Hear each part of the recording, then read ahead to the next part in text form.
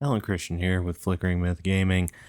Last week's announcement of the Nintendo Switch expansion pack pricing has left a lot of people on the internet upset, and understandably so. And I'm not about to tell you anything different. At least in the US, it seems to be more reasonably priced in other regions, like I believe in Europe or at least the UK. It is not more than double what it was for the standard pack. Normally, we'd cover topics like this on our weekly news show here, a 7-day replay. It's me and Gerald James every Monday, but this past week or two, we've had to kind of put that on the back burner. It'll be back Monday, though. Check back then. But I didn't want to delay this. I wanted to go ahead and talk about it while it's still a bit fresh. I'm not going to say anything that hasn't already been said, I don't think. But I figure adding one more voice to this backlash couldn't hurt. No, I'm not gonna be too ragey on Nintendo. I am a Nintendo fan. I often get accused of being a Nintendo fanboy by one Gerald James, but this is miserable. This is absolutely miserable. Let's break down what you're getting for this price.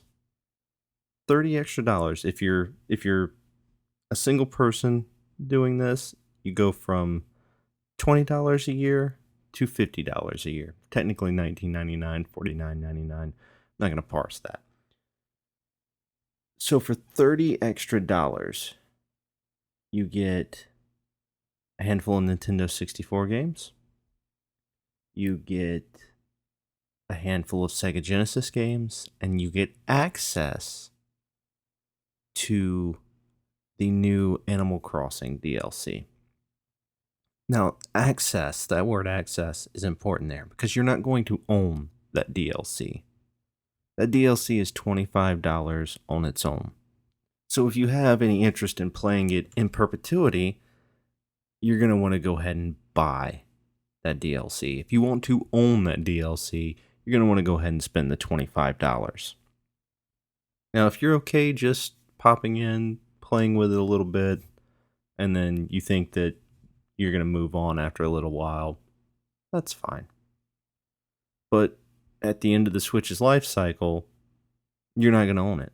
It's not going to be there. You're not going to get to revisit this portion of the game because you merely borrowed access. And I think that's awful. I think that's an awful deal. Now, they may add more to this, but I can't speak on, hopes and dreams for things that they might do. And once again, you're paying for access to a handful of Nintendo 64 games. If you're anything like me, you already own these in several places, but if you don't and you really want them on the Switch, maybe it might be worthwhile. Maybe.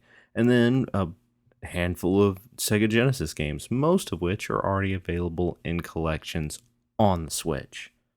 So on top of the initial 10 that they're offering, I believe it's 10, they've even named a few more Nintendo 64 games.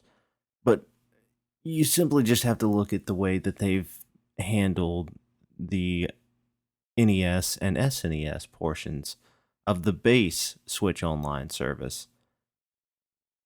And that doesn't fill me with hope that they're going to bring in a bunch of really good stuff.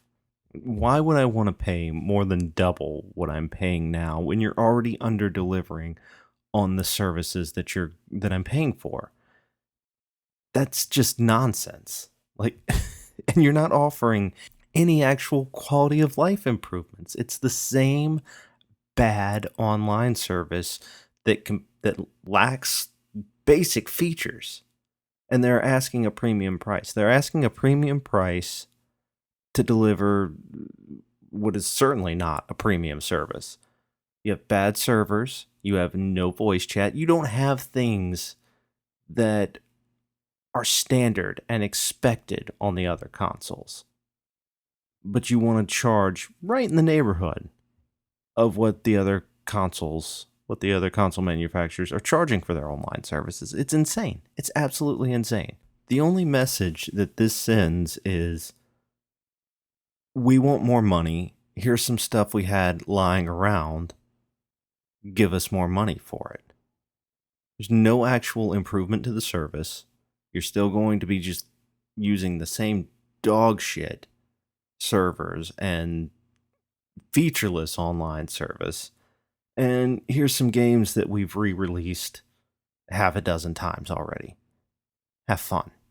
I've heard speculation that a lot of this cost might be from licensing due to the fact that they have Sega Genesis games on there, which I don't need. If that's jumping the price up, get rid of it.